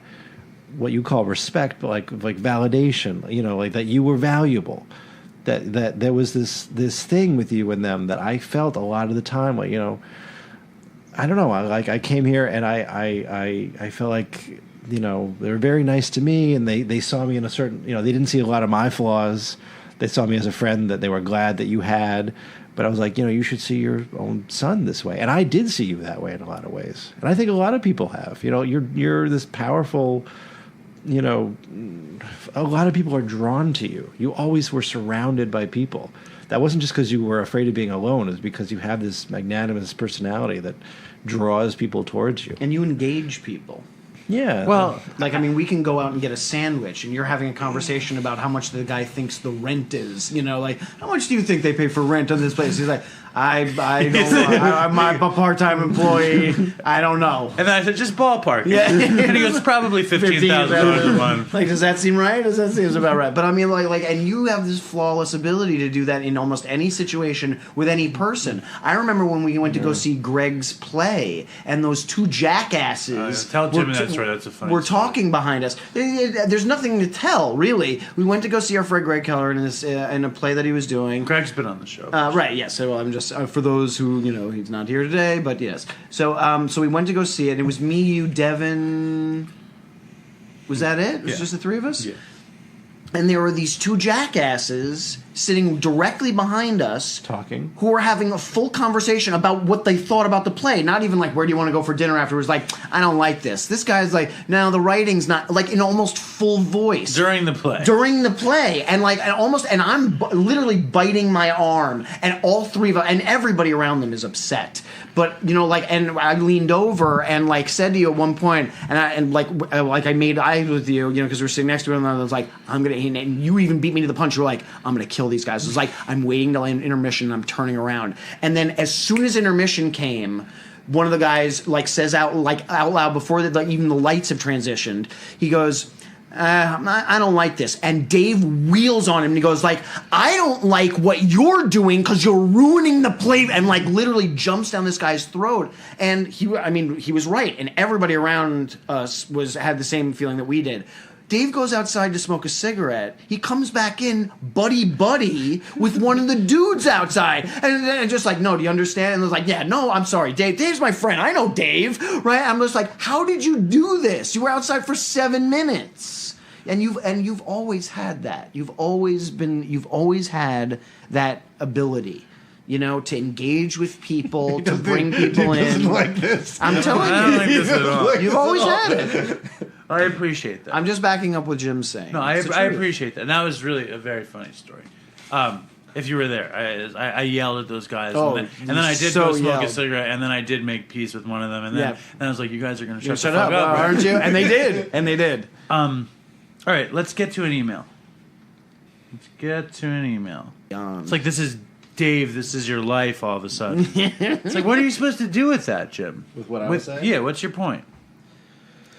You just made me think of it because you were talking about Crying in Spider-Man? crying in Spider-Man, and it just made me think of that time. I mean, it's a classic. It's a classic. But I actually feel like, you know, I said this before, but listening to you on Dopey over the years now, you hear like this joy that the guy's talking about that you say isn't omnipresent in your life, but that you try to show on Dopey. It's part of a kind of a, like, you believe in yourself in a way that you maybe haven't before, and I think part of it is the growth of Dopey. Like, they're very tied together. Well, the growth of Dopey has been thrilling, but the truth is that it's very, very, very basic, this thing. Like, I appreciate everything you guys are saying, but the most basic piece of it is I was a fucking junkie who could not go to work 3 days in a row, who like couldn't afford to do anything, I had no ability to support myself or anybody else, and I got clean. And, like, I can take my family out to dinner. I can pay the mortgage. I can, like, fucking travel to work and work for 10 years. And it's like, that pays off in self-esteem. And it's like, my life is great because and I say this on Dopey all the time, the only reason that my life is good is because I got clean. You know, if I hadn't gotten clean, my life wouldn't be good. You know, I like to talk about the good aspects of my life because my life, you know, it's very culty, born-again shit, but my life got saved.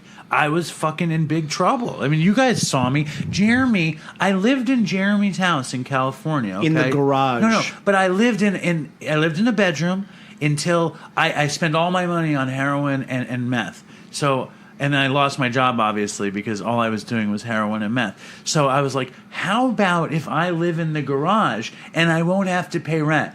And Jeremy, God bless him, loves me. You know, he probably hated that he has this fucking Jewish barnacle junkie living on his fucking life. But, you know, God bless him. The only thing I hated was, like, the blood on the bathroom walls. That was it. So fucking, I moved to the fucking garage, and every morning I take whatever money, whatever tuppence I could get together, I drive down to downtown Los Angeles, and I come back, and I needed the light in the bathroom to shoot up. I was so bad at shooting dope that I needed the light and the white of the bathroom to shoot properly because it was dark in the garage and nasty. So I would always shoot dope in their bathroom, and I would literally get blood all over their floor, and I wouldn't clean it up. Oh, I'm not talking about the floor. It was on the walls, on the ceiling. Yeah, that happens a lot. Yeah. Yeah, I was like, because I thought I was in like in that movie what was that movie? Train Spotting. No, the one. Mary Poppins. The Jerry Stahl, Permanent Midnight, and he would shoot his blood onto the ceiling. I did that at my one of my old apartments, and they wouldn't refund me money. You don't say. But so Jeremy's buddy Phil, was like, this dude is bleeding all over the bathroom. He can't live here. And Jeremy's like, well, I've been friends with him. Todd's like, come on. And Phil's like, he's got to go. Phil was paying rent. Yeah. Oh, yeah. And so was Todd and Jeremy, but I was like, I had to go. But that's the kind of life I had. I lived off everybody. Yeah, I know. I understand. You got there, but this is what I've sort of been coming back to is why? Why did you make? Jared didn't make those decisions, and even Todd to some degree. He was still paying. How did you get? Some of it is about this feeling alone and just this lack of worth that you don't. I don't know. There was a piece that was missing that I feel like has been kind of grown. I think whatever piece that was missing, got grown back through working the steps, through actual clean time, and then through being needed, a father, and having to be in this position. Let's read an email. Enough about me. Sorry. Come on. Give me a break. Fucking hell. Now, before I read the email, I want to read a review. Here, Jim, come here. Quick. Faster, please. Come on, move. Time is money, man. Read this one. And read how many stars and who it's from and the whole thing. Okay. It's 4 stars. What's it say on it? It says "Wait Your Turn" by Carrie Mary 13 from December 22nd, 2018. Very recently. Very recently. I love this podcast, but Dave needs to calm down and let his guests finish at least half a story without interrupting and taking it down 7 different roads. The guest loses their chain of thought, and the story doesn't make sense anymore. Let the message happen, man, or just have it be you. It reminds me of 3 a.m. Coke nights. Hold on here. With the fast, interrupting crazy talk. Thank you, Carrie. And then they say, was this review helpful? And I say, no, not helpful. And then read this one. This is another good review. This is a better review. This is a happier review. Okay. I mean, I do interrupt too much, but that's the nature of the show. Yeah. What am I going to do? Okay, so this. And listen, if you have a bad review, don't fucking write it. Just write the good speaking stuff. Of interrupting. Just write the good stuff. I can't. What does this say? It says Dave. No, it doesn't. Oh, it says Bilal. Bilal 1. This is by Bilal 1, and it's the title is Dopey Podcast 5 stars. 5 stars. The Dopey Podcast has been keeping me company for the last 2-ish weeks. That's it, 2-ish weeks. I'm an unafflicted mother of a 24. Oh yeah, I'm an unafflicted mother of a 24-year-old heroin any drug. Heroin / any drug you can find addict. My niece told me about the podcast, and I've been hooked since the first listen. My son is 9. Hold on. Why can't you read? What's wrong with you? I need my reading glasses. Oh, I can't God, see it. help me.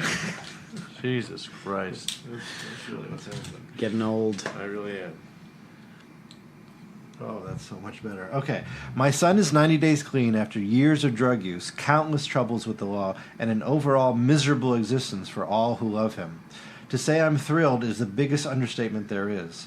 I listened to the episodes around Chris's tragic death first and found I had to start from the beginning. You both have taught me so much, given me more laughs than I ever expected, and given me hope in spite of the heartbreaking loss of Chris and Todd. Keep strong, Dave, and keep doing what you were born to do. You have a gift. Both of you did. I know how sad and angry you must be without Chris. However, this podcast has made a huge difference in the lives of so many. Stay strong, Dopey Nation, and toodles. Triple exclamation point and a heart. A nice red heart. Nice red. That means real love. Okay, now read this one. Oh, boy. Do I say what's from? No. Okay. Hi, Dave. Been meaning to email you for a while, but finally getting around to it. Just saw your Christmas Facebook post. I'm a Lutheran pastor and an author, former journalist. I'm writing a book about Christians who voted for Trump and called red state Christians. It's a book called Red State Christians. Okay, called Red State. Sorry. I found you when I was driving around New Hampshire interviewing conservative Catholics. I kept hearing how the opioid epidemic was ravaging churches in New England from all sorts of priests. I was looking for a podcast on opioids, I can't say this word, in New England, and yours came up on the search. Suddenly, I was listening to the episode after Chris's death and was riveted. My brother has been sober for 7 years, alcohol, and my grandpa was also a recovered alcoholic and opiate abuser. Got sober in his 50s, I think. My dad grew up getting him drinks at the bar. My brother-in-law also went through major drug addiction and is now sober, though he drinks sometimes. As for me, I was a super straight arrow and never did anything more than hold a blunt, maybe, LOL, for about 10 seconds in college at a frat house. I do like alcohol, and being kind of socially anxious, I felt its magic the first time I drank. I get super sick if I have more than a few drinks, though, so that has always kept me in check. Being a pastor and a writer, I have worked a lot with families and active addiction. I feel like I have a unique insight into it, and I'm always looking to learn more. I always thought I'd be susceptible to opiate abuse because occasionally I would take Vicodin, prescribed a huge amount once in my early 20s, when I drank. I felt so relaxed when I took it, but once I took one of my husband's pills, ACL surgery left over, by accident, and again ended up super sick and puking. I previously worked in sports writing and spent a lot of time around professional athletes, and that culture is one of heavy drinking, partying often. All that to say, I guess I don't necessarily fit the typical profile of the Dopey Nation. Now I'm a married woman of 2 and rarely have more than 1 drink, but I find your words, testimony, humor, and empathy extremely relatable. Being a writer and a pastor, I know what it's like not to be in the normal 9-to-5 world and to be misunderstood. I've been listening from episode 1 since that trip to New England in October 2018. I'm up like 40 now. I'm up to like 40 now, and like the escape it provides my everyday. And like the escape, you've already read this, Dave. I never read it. Okay. I'm up to like 40 now, and like the escape it provides from my everyday. I'm also heartbroken about Chris, but it reminds me how important it is to be vigilant and present when I'm working with people in addiction. The church has often handled addiction awfully. Finally, my first congregation in Chicago held 2 AA meetings a day. I got to know those folks better than any in my congregation in many cases. Their stories stick with me. Thanks for doing what you do. Don't stop. Stay strong. People like me who might never guess would love Dopey are listening and learning, and it means a lot. Thanks. Reverend, blah, blah, blah, blah, blah. That's pretty cool, right? Yeah, I like it. That's pretty crazy stuff. Should we have my dad come in real quick before it's over? Yeah, I think he's awake. He's awake. He's asleep. Dad! Morning. Now, obviously, my dad could not resist coming on the show, even in a deep sleep. I was He fast said, asleep. Wait, my public needs me? No, I didn't say that. It's ridiculous that you're telling me to come out. You're going to listen to this show. Yeah. And you're not going to believe the stuff that Jim has intimated about you and Mom. No. He said such bad things, mostly about Mom. Jim. Him. Your favorite one. Jimmy. That's not true. He did. not true. He No. said, because of your expectations, I was catapulted into a life of self-hatred and drug addiction. Did you hear what he said on the episode No, he doesn't. 2 listen weeks that much. ago? It was last week. He said caught up. for 42 years his life was miserable. And only in the last 3 years that he had a good life. Is that ridiculous? What about the first 12, 13, 14, 15, 16, 17? He did a pretty good job keeping himself miserable. Now you're going to blame me? Before the blame was squarely on you and Mom. No, I think the blame was on you the whole time.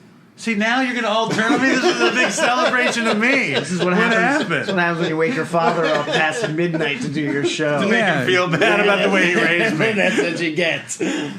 Anyway. Did you tell the... To be fair, what I said was that I felt like you and Nancy had a very structured existence with a very clear plan for your life, and I mean it seems like that. Yes. And this guy is not like his DNA is not designed His for that. DNA is Nancy and my DNA. Well, I know, but somehow it's something you must have some other like very creative, out there. Maybe Poppy. Maybe Nancy's father, my mother's father, the black sheep, the strange communist dentist, womanizing maniac. Yeah, that's That sounds so just like you. awesome. That's also not true. It's a lie. I imported Chinese Swiss Army knives. think Isn't my that creative? Yeah. Listen, I want real quick. When Jeremy and I were probably 7 years old, Yes, tell the story. snow was falling in the Bronx Zoo. This is what I told you. He had a good life as a kid. Jeremy and I sitting on the back of a sled, a flexible flyer, as my father, Alan, pulled us through the hills and dales of the Bronx Zoo. We still have the sled. No, I we think don't. you're conflating two different stories. I don't even know You what can't bring conflating a is. sled into the Bronx Yes, Zoo. we did. We Really? I pulled you both on the I remember we kept calling him Jeeves. Yeah, because he pulled us on the Because, sled. I know. He was our chauffeur. I remember. The snow. Yes, the that one I snow was definitely on the- remember. The snow was on the ground. I sat forward and you sat backwards on the wooden sled as my father trudged through the snow. We got to the otter enclosure and there were no otters. So what happened, Jeremy?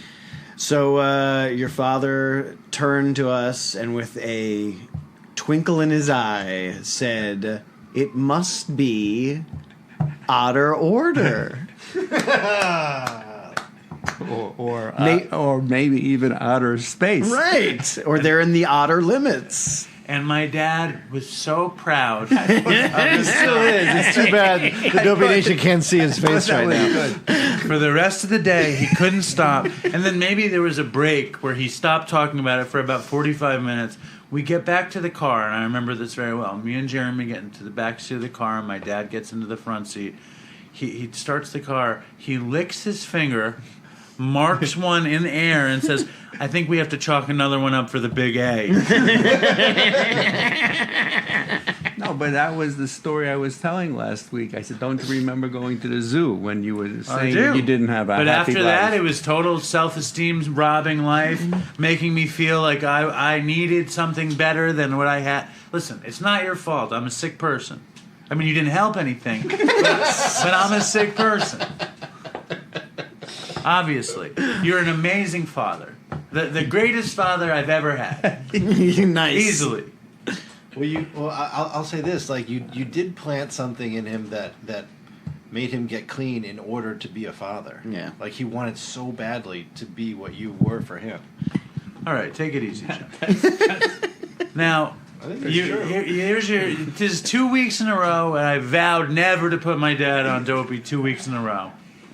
Vowed. Now I've broken a vow. So what do you want to add to the show today? I shouldn't be here. That's what What else? You badgered him into coming. That's exactly. I should have been fast asleep. You were fast. He was pretending to be asleep. I wasn't pretending. He's fully clothed, lying on top of the blankets, waiting for his call.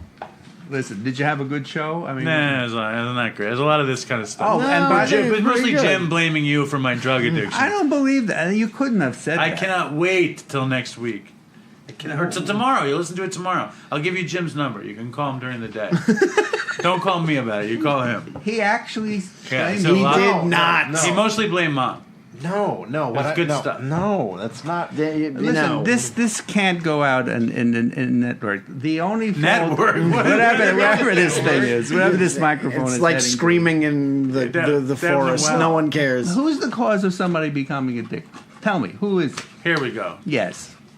Just talk to Jim. He's the one who I blames wasn't- you. I blame myself. I wasn't talking about the addiction. I was talking about the Self-hatred. self-hatred. That I learned to hate myself because my parents were such lousy parents. What are you doing? It's good night, You everybody. are the devil. Thank you, Dad. There's another. Why don't you add your thing about the thing? What thing? It turns out that we are way closer. Oh yeah, Please. absolutely. The million downloads. I mean, it's going to happen even before my birthday. It looks like. It will happen before your birthday. I think it's going to be. 989,000 like at this moment. If right that's now. true, then we're looking at this week, the end of the week. Now, I want to say I don't think that's going to be the greatest father a person could have is my dad. A wonderful man. Are you Wonderful fooling man. around, or you're? I mean, You're never going gonna. to. I mean, You're never going to You're know. never gonna know. Just roll with You it. don't know. The greatest father I could have ever had is him, and I had a nice, happy childhood. But I'm a sick person. I'm a drug addict. What do you want from me? Well, you're I blame you 100%. Thank you very much. Nice. And now, before we go, because the show has to end, but this is the New Year's episode. Well, it's the last episode of the old year. The last episode of the year. So obviously we're sad that our friends died and stuff. We're happy that babies were born and things changed. Is there anything you would like to do differently this year, Dad, than you did the last 74 years of your life? Yeah, maybe not listen to the show so much. I think that's a resolution we all can get on board. I don't think that's going to happen, though. No. Jeremy, do you have any resolutions you'd like to make? I'd like to grow 4 more inches. That's not going to happen either. See, but like it's an attitude like that that's going to keep it from happening. Do you have anything that you would like to do differently this year than you did last year? You mean this coming year? Yes, As coming opposed to- 2019. Anything that I could do, I want to work out more. Physically. Yes, physically work out more because I changed my eating habits and it's made a tremendous difference in my energy and like keeping weight off and everything else. Now I just need to get back with actually like working out every So day. what are they? Give me 3 tips to changing your life nutrition-wise, real quick, for the Dopey Nation. Great. Try to eat more vegetables, less meat. Yes. Don't eat processed foods. Try to cook as much as you can with healthy ingredients. And don't do drugs. What about the pastrami sandwich you just ate? Yeah, I'm on vacation. Jim, any resolutions you'd It like was to make? delicious, too. Maybe you shouldn't blame my parents for all my problems. How about don't blame anyone for your problems. Really, I would say my resolution is taking responsibility for my own life. That's and a good getting a lot of sleep. Trying to get enough sleep so I I don't sabotage myself. So You're a much. parent. How do you get sleep? Well, I'll try to get more sleep. So you're say it again one more time. My resolution is to get more sleep so I can really focus on my goals and kind of get out of my own So way. what you want to do differently this year is sleep more. Yeah, honestly. You know what? That is I the want to sleep best more. New Year's resolution I I've really heard. do. I think it's the biggest stumbling block I have. It's really hard to do what I do if you're tired, if you haven't gotten enough sleep. And I almost never have enough sleep. Sleep is really a cornerstone for sanity. I can't wait till you hear the stuff he said. It's going to be awesome. I don't believe it. All right, Don't. let me just the caveat. Don't for the way he's interpreting it was Dave was talking about how he was crying during Spider-Man.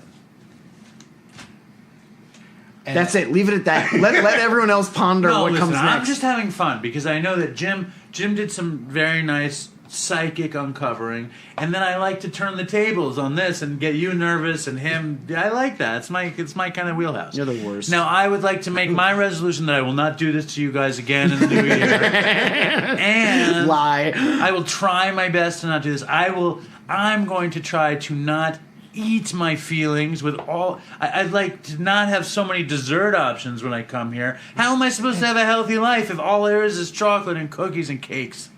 It's unbelievable. it's obviously your fault, Alex. Right. It's unbelievable. No, I would like to also change my eating habits. I would like to also change my exercising habits. I would like to get some higher quality guests on Dopey, for Christ's sake. And I mean, You got some pretty high quality guests this year. there's big things coming Yes. in 2019. I hope, yeah. I Things think are so. I brewing. may even listen again. Yes, I'm sure. I'm sure you'll I listen may- tomorrow morning, bright and early. I will listen tomorrow morning. You did. yes. You did. I'm nervous now. What? I'm worried he's going to totally misinterpret. I look Poison the water so efficiently. I look forward to it. But I want to say thank you to all of you guys, and I want to apologize to all you guys for me being such a jerk. I just think it's funny. What do you want from me? This is what I do. I like to stir the pot. But I want to thank everyone in the Dopey Nation for listening and for being such a... I was just trying to get you to forgive yourself. I forgive myself. I just can't... I hope that my father can forgive you. That's all I know. I would like to thank everyone for listening. I would like to thank everybody for being such a big part of the show, especially you, Dad. You're a great part of the show. Thank you. You're welcome. And you guys did a nice job tonight filling in. Thank you. And there's big stuff coming up in the future. So Which you can't talk about right now. I think you guys should look forward to some really exciting developments hopefully happening Yeah. this year. Yeah. And I didn't tell the terrible Artie Lang story from this last week, but we can save it for the future. Yeah. So for now, we say stay strong, Dopey Nation, and toodles for Chris, right? And Happy New Year to everybody. Happy Yes. New Year, God bless us, everyone. everyone. I wanna take a walk around the world. I wonder would it do me any good? Until I get some money in my pocket, then I guess I'll just have to walk around my neighborhood. But I wanna be good so bad. Wanna be so good, so bad, so bad. I wanna be good so bad. Bad desire's all I ever had. And I wanna take a ride up in the sky. Watch this aeroplane just pass me by. And I wanna see a Lear jetliner take a dive, just to show all of these people what it means to be alive. But I wanna be good so bad. Wanna be so good, so bad, so bad. I wanna be good so bad. Bad desire's all I ever had. And my shadow's getting smaller and smaller. And it's time to where I stand. Shadow's getting smaller and smaller. And it's time to where I stand. And I wonder would they pay it any mind when I leave this busted city far behind. I'll take the high road, however far it winds, because peace and love are very, very, very hard to find. And I wanna be good so bad. Wanna be good so bad, so bad. I wanna be good so bad. Bad desire's all I ever had. Damn it, all these suckers make me mad. And it's all I ever had. And it's all I ever had. And these suckers make me mad, and I wanna call my dad. And it's all I ever had. And it's all I ever had. And it's all I ever had. And it's all I ever had. And these suckers make me mad, and it's all I ever had. And I wanna call my dad. And it's all I ever